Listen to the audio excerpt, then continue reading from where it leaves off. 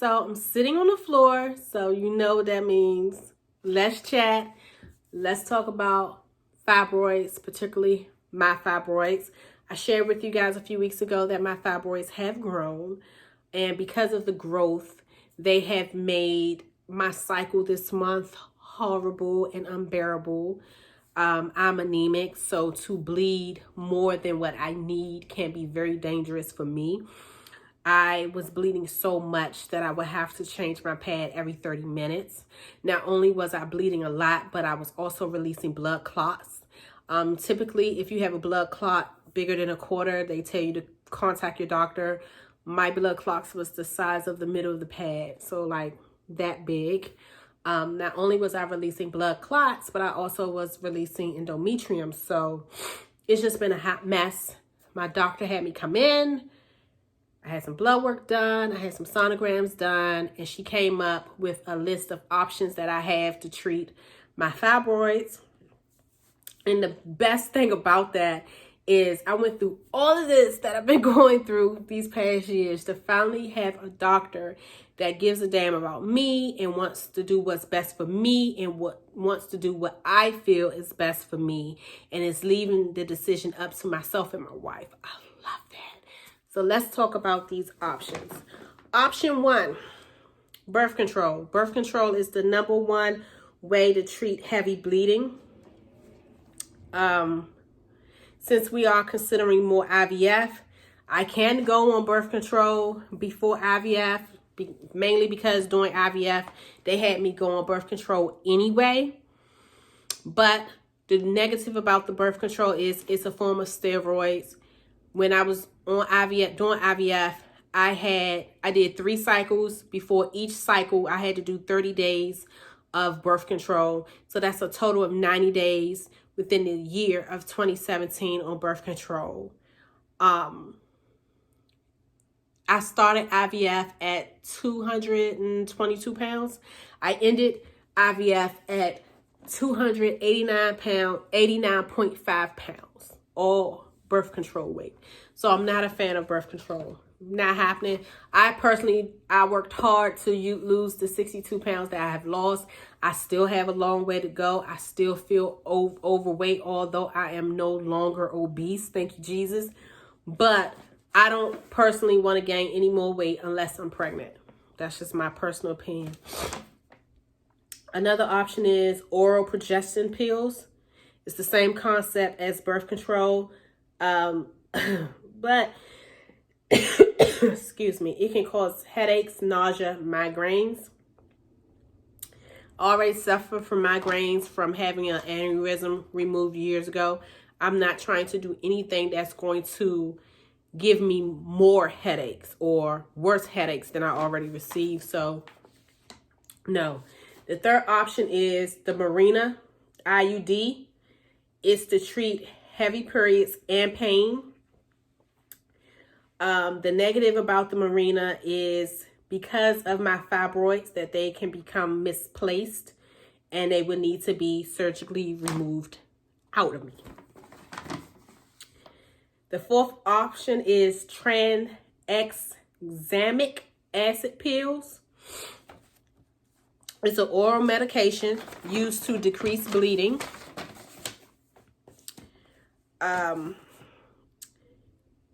I will have to take it 3 times a day for the 5 days of my period. Issue there is lately my periods have been lasting for 7. It can help women who have heavy bleedings, but it's not going to do anything for the bloating. It's not going to do anything with the size of the fibroids, and it's not going to do anything with the pain, and most insurance does not cover it. The fifth option is Lupron injections. They could give me 1 or 3 month injections. It's not a good long-term solution because Lupron basically tricks your body into believing it's going through menopause. It can cause hot flashes, night sweats, mood swings. I go through that anyway when I'm on my period. I don't got time for nothing additional. The main negative is if I chose this option, when I stop the Lupron in order to proceed with IVF. I would have to wait until the Lupron wear off before I can proceed with fertility treatment. It can take anywhere from 6 months to a year to wear off. I'm 38 years old. I will be 39 next month. If you are over 35, you are considered high risk. The older you get, your eggs start to downfall. So do I really have another 2 years? Really? So that's that. The sixth option is a uterine artery embolism. It is a procedure that's done by a radiologist under sedation. They will put a catheter into the big blood vessel in my groin. They will then find the uterine artery, which is feeding the uterus and the fibroids blood. They will inject a substance into that artery, which will decrease the blood supply. The hope is that by decreasing the blood supply, it will allow my fibroids to shrink. It's no guarantee. But if I chose this option, pregnancy is not considered safe or recommended before, during, or after uterine artery embolism. The seventh option is abdominal myomectomy. It's a surgery where they go through my abdomen, either up and down or straight across. They will operate on the uterus to remove the fibroids. I will need to spend 2 nights in the hospital. Recovery is 6 to 8 weeks. After a myomectomy, future children need to be delivered by C-section only. I would need to wait a minimum of 6 months after the surgery in order to move forward with IVF. I like this option. But it's funny because this option is when I found out that the original surgery I had in 2007 to remove what they believe was a cancerous dumoral tumor was actually a myomectomy. Because when they went in, they did not find what they thought they saw. So because of that surgery, I have to have a C-section anyway. Which is kind of disappointing because I've had this whole plan in my head of how I wanted to a home birth with a midwife or a doula. My wife been studying to be a doula. I was going to have the pool put in my living room, have, my wife here, some candles, some sage, little Sade, some Maxwell plant, maybe a little Badu, and just birth our love child naturally, and that's out the window. I have to have a C-section, which, whatever. I've had a stomach surgery before. I've had several stomach surgeries before. So the funny thing is I'm more comfortable with having a C-section than I am with laying on my back again, delivering out of my hoo-ha and getting stitches again. So, yeah. The last option is a hysterectomy. This is the worst option. They will take my complete uterus out, which includes the fibroids. And I will be in the hospital for about 2 days. Recovery is 6 to 8 weeks. And I won't be able to have more children at all. Those are our options. My doctor is leaving it up to myself and my wife to decide what we want to do. We haven't made a decision yet, honestly, because I've been avoiding the conversation because I can't have the conversation without crying because there's a possibility that I can't have more children, and that hurts. I feel like my heart is breaking. The good thing is my tube is still open. She did say that although my tube is infused to my uterine wall, that would not stop me from getting pregnant, becoming pregnant, staying pregnant, or giving birth. I just have to have an IVF in order to make that happen. So that's that.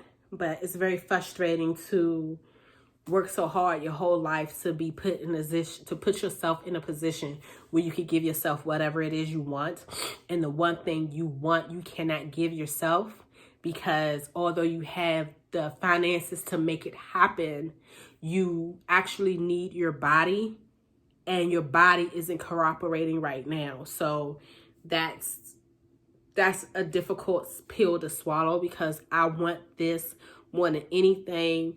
I want another child more than anything. It's not even a way that I could describe it.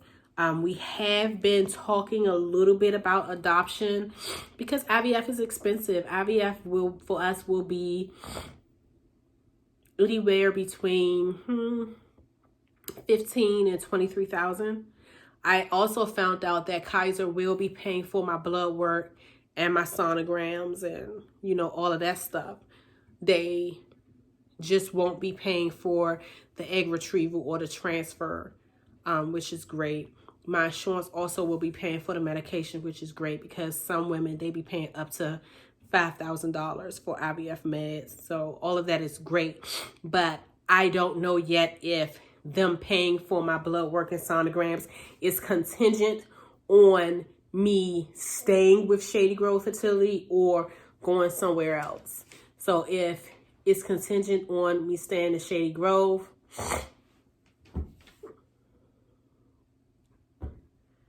I guess they ain't paying for it because I'm very uncomfortable with the idea of going to any location.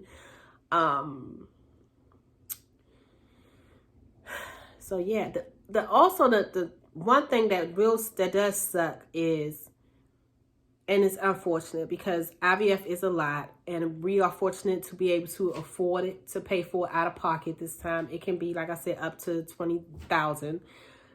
Out of all of the fertility clinics in our area, Shady Grove Fertility, Maryland Fertility Center, the Fertility Center of Maryland, it's two different ones. One is in Rockville, one is in Towson.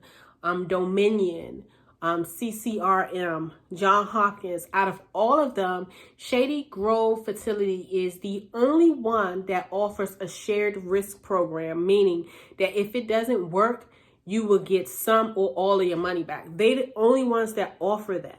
And if we're going to spend that much money, is it worth going to them just for that and just going to a different location, even if it's convenient?